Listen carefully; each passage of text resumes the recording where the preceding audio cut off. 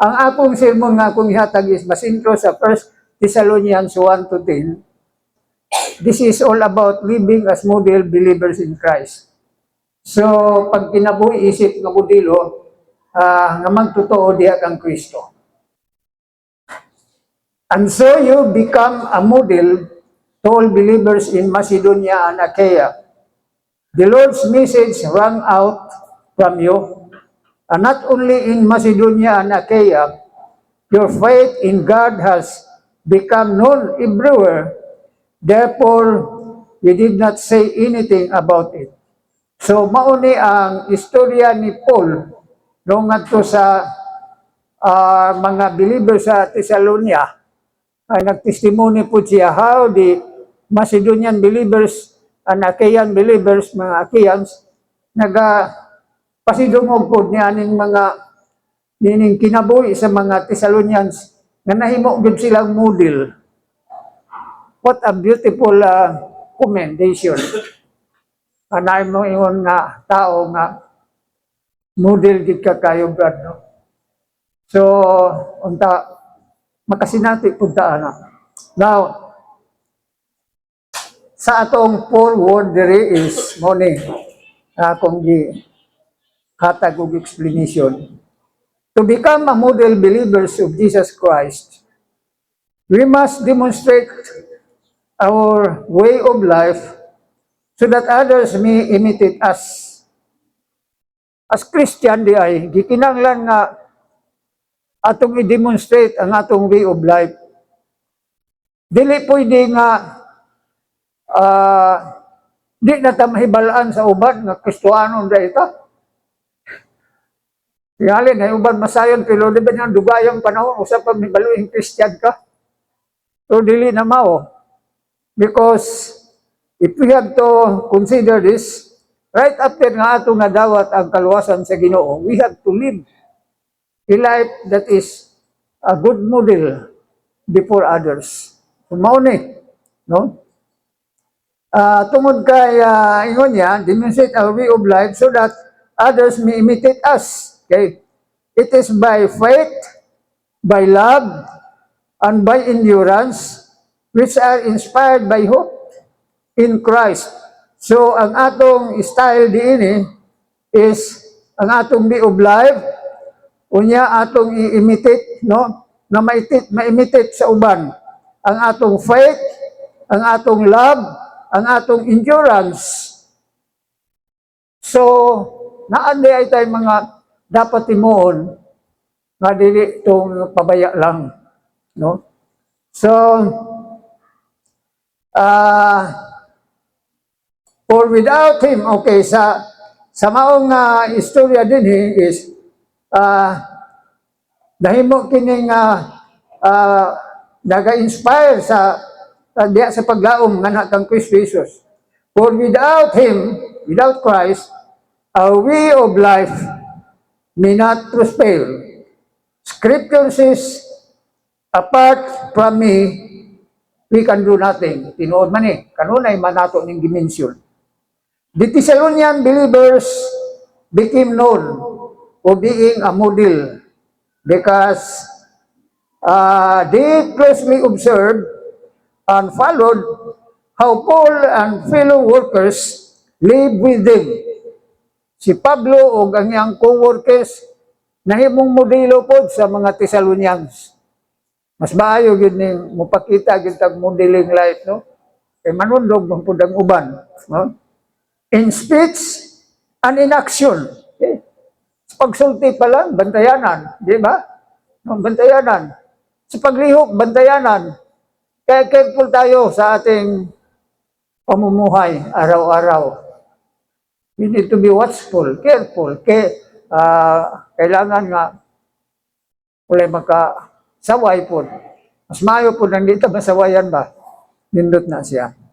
Now, matuta sa atong pag-digest niya how they become a model Christian. Panguta na, paano sila nahimong mga modelo ang mga believers sa Thessalonica.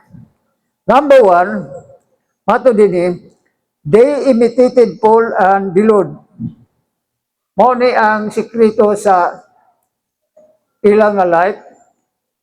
Kay kung lifestyle ni Paul, grabe gid siya ka-dedicated sa pag-serve sa Ginoo.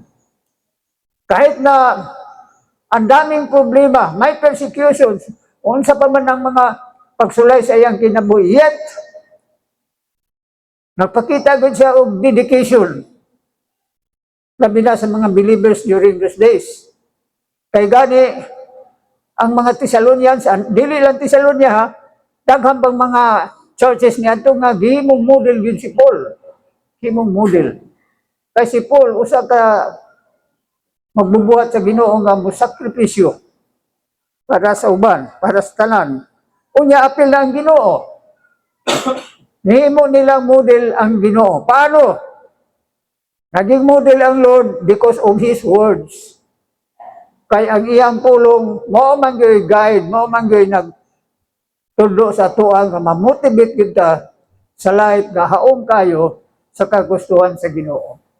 So dili masigurigit ang Ginoo. When we live to be a model, do not allow to disregard our Lord. Kay without Him, we can do nothing. Muna siya. So, ingon pa diri,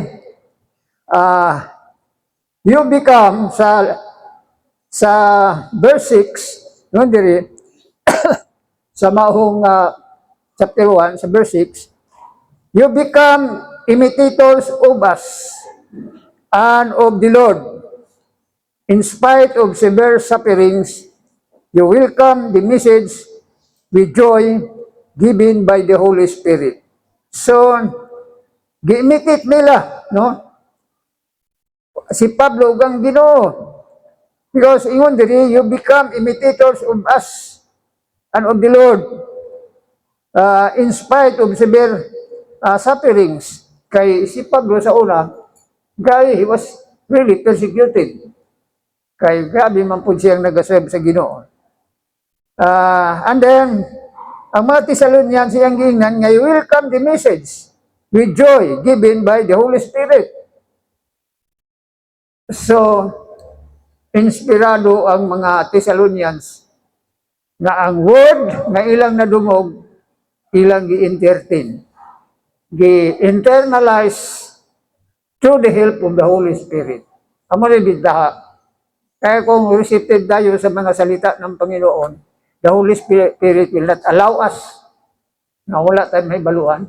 Still, the Holy Spirit will continue to help us so that we can know more about God, about Jesus Christ, and about the Holy Spirit, and of course, sa iyang mga trabaho. Mao ni siya. So, ato din akong gihatagan og pagpasabot ni may kahulugan. It means if we do not welcome the message and follow the instruction of the Lord, the Holy Spirit may not help us to imitate. You see? Dili mo tabang. Kung dili ta mo follow, dili ta mo welcome sa mensahe. Kay tinuod man pod. Ang Holy Spirit sa tinuod mo convict na siya. Pero kung dili gud ka mo sunod, dili ka mo follow, walay conviction mo mahitabo. So empty ang imong hunahuna, empty heart nimo, and then sa imong mga decision making walay mahitabo. So ingon din may not help us to imitate the Lord and others. So Paul testified that the word is spoke to them is empowered of the Holy Spirit and with strong conviction. Sa verse 5, mabasa na to na siya. He said, because our gospel came to you, not simply with words, but also with power, with the Holy Spirit, and with the deep conviction. You see? Admitado si Paul. nga ang ilang kakayahan dili gud to mahitabo kung wala pay gahom sa Ginoo. So ingon ana ta mga igsoon kaning atong padayon nga pagserve sa Ginoo. Kung walay tabang sa Holy Spirit, dili gid ta magkapadayon siguro. Siguro ang uban po ba-discourage na daghang pamaagi man. So praise God kay ang Holy Spirit nagka-convict sa ato ba. Continue, go on. Muning nindot kayo. Ngano man, go on. Tunod kay doon na tayo pabuton. Sabi ni Paul, na i-reward nga yung giandam, dili lang ako kundi sa atong tanan, inyo Una ingon ni Paul. So, in the end, we will be rewarded. So, anong masabi natin sa kay Lord? Mabuti ang Lord. Maayo ang Ginoo. God is good. Hallelujah. So, apart from the empowerment of the Holy Spirit, they could never imitate Paul. Tinuod po ni siguro. Di kay siguro, tinuod ni. Kaya wala pa Holy Spirit nag-convict sa ilaha. Di po sila musunod ni Pablo ba? And the Lord. And also, they never become model believers. So, wala mahitabo. So, hinaot nga atong hatagag higayon nga ang Holy Spirit mutabang nato sa pag-imitate sa bisan kinsa nga nahimong model nato. Okay. Now, so, for us believers today, we are living as model to others. Muna pangutana, can we imitate the lifestyle of Paul? Are we following the instruction of the Lord? So, mauni ang may mong guide na to. Are we living as model to others? Can we imitate the lifestyle of Paul? So, si Paul karon ang atong basihan na po, no? Are we following the instruction of the Lord? So, nindot kayo kung ma-achieve na to ni, I believe nga, maayo na itong sumbanan. Example o model. Number 2, sa atong pagpamalandong, their faith in God has known everywhere. Kung nindot ni, nanon bagha ang atong life, ang atong pagtuo sa uban. So, sa manggani ang na ko experience nga nagpastor pa ko sa SBC for how many years na ay Christian dito nga. Faithful sila. Pero to my surprise sa kadugay nga panahon walay na kailangan sila Christian. Musimba man sila pero wag sila iliog tinuod ba silang Kristiyano. So dili sila model. Simba sila, nagpa-pretense lang. Pero in action, in life, dili. So, dili maayo. So, din their faith in God has known everywhere. Ingon din sa verse 8, the Lord's message rang out from you. Not only in Macedonia and Achaia, your faith in God has become known everywhere. You see? Binigyan ni Paul ang mga believers sa Thessalonica. Ang inyong pagtuo, no, nabantog sa tanan nga dapit. Mao ni siya. I do hope na kitang tanan may balaan gud nga Kristohanon. Okay ba? Amen ba? Yes, may balaan gud ta. Kay model man day ta, no? Inspirationally, Paul testified the believers in Thessalonica. So, inspirado si Paul niya na pag-testify that the message they heard from him has known everywhere. It did not wasted away, for they also spread the message to others. You see? Nakadungog sila sa mensahe ni Paul, nasabtan nila, ug ang ilang gihimo, ila pong gi-spread ang message ngadto sa uban. Mao ning gisulti sa mga sa Macedonia ug Achaean kwan, mga believers dito. Unya niingon pa gid sila, ana ingon diri. So kani nga maong pagpadayag nila, this suggests that the lifestyle of Paul and his co-workers and of the words of the Lord are imitated by the believers in Thessalonica. They welcome the message with joy. Okay? They welcome ang mensahe nga may kalipay given by the Holy Spirit. Macedonia and Achaia are so proud of their faith, thus they are known everywhere. Can we imitate them even to these days? Kaya ba nato ma-imitate ni? Masa na hibalaan ba ka nga kita bantog sa atong pagtuo? Kay usahay man gani, no? Mo lang dito akong gingon nga bisan sa atong community diya sa atong palibot, o mailhin nga Christian ka. So, dili na mao. Pakita gyud nato ang life sa tinuod nga magtotoo. So, and aside from this, the Macedonians and Achaeans informed Paul how the Thessalonians turned to God from idols to serve the living and true God. So nag-testify po gyapon sila. Ang mga Thessalonian wala na nagsimbag Diyos.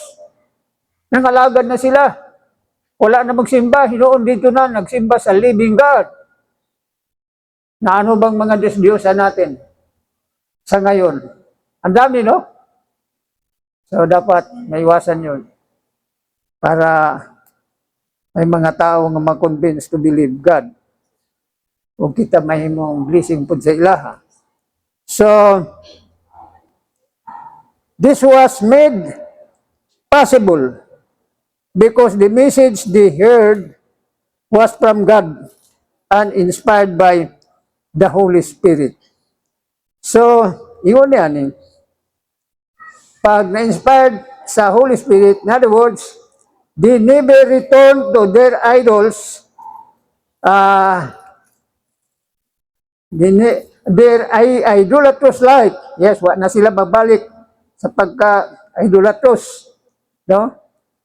Nag-worship man na sila sa mga idols, but already transformed in serving the true and living God.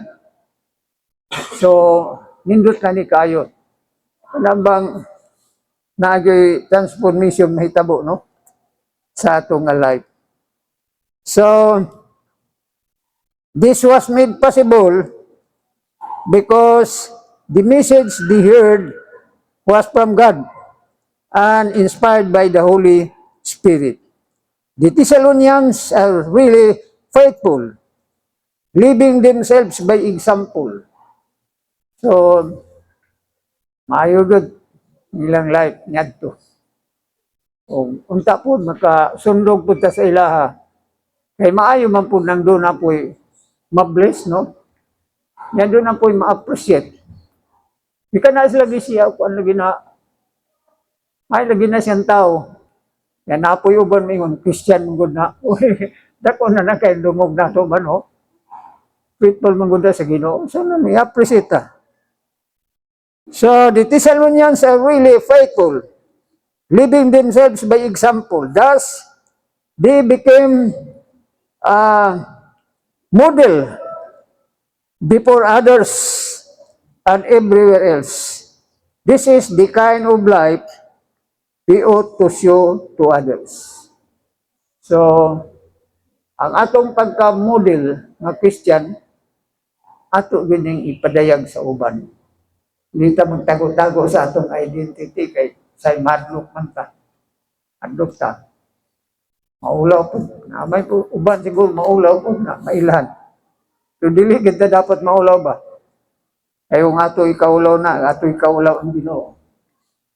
Yes. So, if our faith in God is known everywhere, and if we are not ashamed to tell the message of the gospel about God's salvation to people around us, then we are model believers of Jesus Christ. So, ang konklusyon diri, kung dili ta maulaw, no? Magpadayag sa mensahe, magsulti sa mensahe ato sa uban, no? Then we are model believers of Jesus Christ. So, mubo lang man yung atong mensahe, matutas conclusion. Therefore, brothers and sisters, since the end times is fast approaching, hapit na ba? Taliabot na, muning but pasabot sa fast approaching. Let us show up o becoming model believers,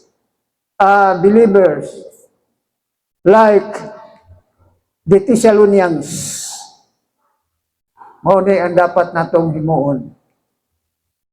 O ma-challenge na ng mga Thessalonians, modelo gud sila.